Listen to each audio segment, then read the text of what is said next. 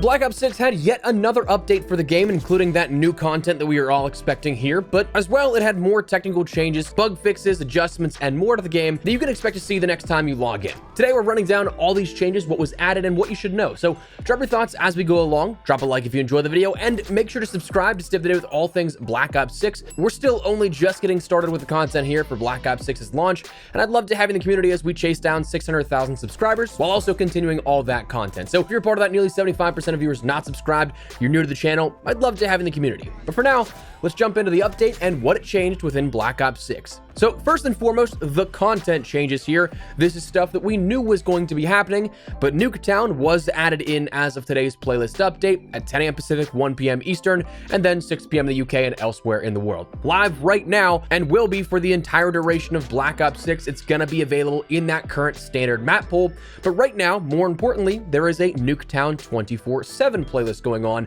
that if you only want to play Nuketown, you only want to grind it out, that's your best bet. It's only going to be the map of Nuketown with the modes of Domination, Hardpoint, Kill Confirmed, and Team Deathmatch. Now, when it first went live, it actually went live about 20 minutes earlier than that scheduled time of when it was supposed to go out, and in that 20-minute time frame, there was kill order in that rotation. Nobody wants that. Thankfully, as of that playlist update, it was removed, so you have those standard modes again, only of Domination, Hardpoint, Kill Confirmed, and Team Deathmatch. Now, this Nuketown 24/7 playlist is available in both core and hardcore playlist. So if you like to play it with the full HP, or you like to play it with that limited HP and no HUD, where you can grind out camos a little easier, you can end up doing it in either of those. It's entirely up to you. Now, notably, as of recording this, Nuketown is not yet in private matches, and was actually already addressed by the COD Updates Twitter account, the official account that tracks issues and posts about the bugs and everything being issues with the game. They stated Nuketown is currently unavailable in private matches and will be added at a later date. Now, there is no ETA on when that will be, just a later date, so your guess is as good as mine. I would imagine it's something that comes sooner rather than later. Like, I'm not expecting this to be something that's held out until the Season 1 update or something like that in 2 weeks, because historically we have seen this happen where if it doesn't come right away, it's like a couple of hours, maybe a day or two. So fingers crossed that's the case here. But as of right now, if you're trying to go in and do some Easter egg hunting, trying to shoot off all the heads of the mannequins, perhaps if there's a secondary Easter egg of the heads and the arms, it's going to be a little bit tougher to do now in regular matches as opposed to just simply jumping in private matches. But anyways, Nuketown added, you can jump in, play it to your heart's content. It's in a 24/7 playlist this weekend, and who knows for how long. But as for this weekend, double XP is actually going on. So this is something that if you didn't have any double XP tokens up until this point, you were in that regular standard progression track of XP, you now have that increased yield rate, which highly recommend taking advantage of because the regular progression does take a little bit of time. So if you want to breeze through either ranking up your weapons, getting those ready for Warzone and the integration, again, come 2 weeks, and the Season 1 launch, now's a great time to do that. If you just want to grind out some prestiges, now's a great time to do that. Now, the big question mark every single year, I think, when it comes to the first double XP event is, can you stack XP tokens? We have seen that happen in the past where you could get a 4 times modifier, or like 3 times because it's 100 to then 200% to then 300%. So can you stack XP tokens on top of this XP weekend? Unfortunately, no. As of recently, and with Modern Warfare 3, I think it was started, there isn't even the option of selecting those tokens when a double XP event is active. It just locks those, which on one hand is definitely nice because it saves you the potential of just maybe muscle memory trying to activate one and then burning a token during this weekend, but you cannot unfortunately stack that. But those were the 2 marquee items here that we had up on deck, but there also were actual changes and patch notes that go along with this. While it's not a title update and anything that offers like major groundbreaking things, it is some stuff that I think you should be aware of. The first and biggest one out of like the stability changes here that was included was a fix for where some players were encountering a black screen when loading into public or private matches for both multiplayer and zombies. That should now be resolved. It is something that, of course, was a game-breaking bug. To end up fixing that, you had to close app and restart it, or just close your game and restart if you're on PC. So it was definitely an annoying thing to have to do, to go through the entire boot sequence in order to end up playing just simply private or public matches, but nice that it is actually fixed as of now. Other global changes include resolved issues with trying to select DLSS or DLAA in the upscaling options on PC, as well as the resolved issue for the unlock notification of the Diamond Mastery badges. The multiplayer, they removed Lowtown from the infected map pool, Not entirely sure why, but one of the changes made. For modes, Infected was also added to the private match mode selection, so you can do that now and play around with that with your friends. Resolved an issue with free-for-all scoring, where it was based on total score rather than the number of eliminations, and it resolved an issue with Search and Destroy, where players could slide too far while defusing or planting the bomb.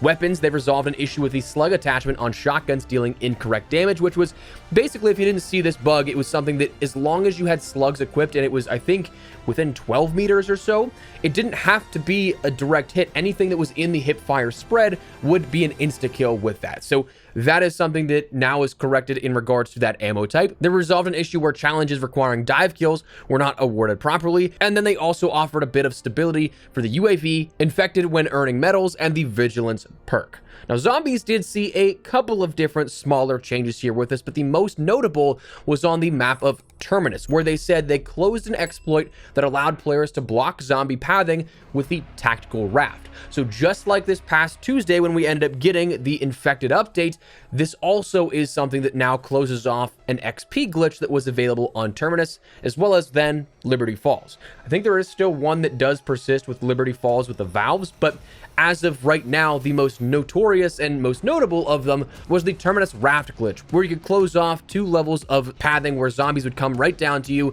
and they just stand there because they couldn't get over the tactical rafts that you would end up placing down on these paths. So that is now unfortunately fixed for anybody that was trying to end up getting either Nebula camo super easy or rank up your weapons super easy.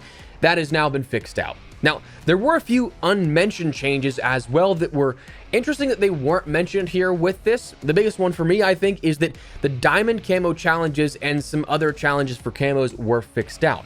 The easiest way to go about describing these was the 3 kills without dying streaks. You had to get 10 of those. Now, before this update, all you needed was 30 kills. It wasn't tracking the actual streaks themselves, but instead was tracking the kills on the total. So 10 times of streaks of 3, 30 kills. This also is something where things like the launchers were bugged, where the 3 destroys in a single match for gold with UAVs, those were counting as double. So in theory, all you had to do was get 15 UAV destroys and you'd complete that gold challenge, which for the HE1 was still annoying as hell, but was way easier than having to do it 3 times in a single game with that.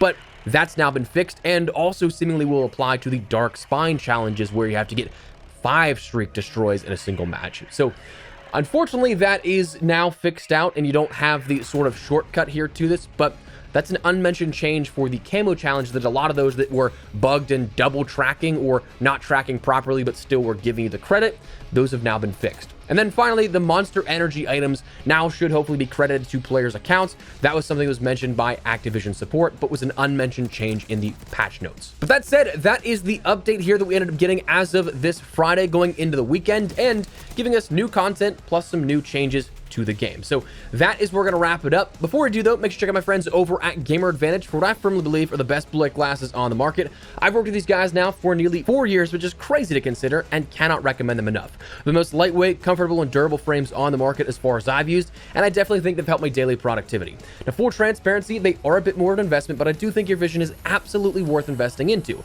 especially if you're like me right now, for sure, with Black Ops 6, looking at a monitor, phone, or gaming for a huge chunk of the day. If you guys would like to learn more, at the very least, I'd recommend checking out their website, where they can better break down the science and all the specifics of their product way better than I could. But what I can personally say is that I would highly recommend them. So if you want to learn more, check the link in the description below. But if you'd like to pick something up yourself, use code Espresso to get 10% off your entire order. For now, that is where we're going to wrap it up. Let me know your thoughts down below. What do you guys think of this update? You liking Nuketown? You liking the double XP weekend?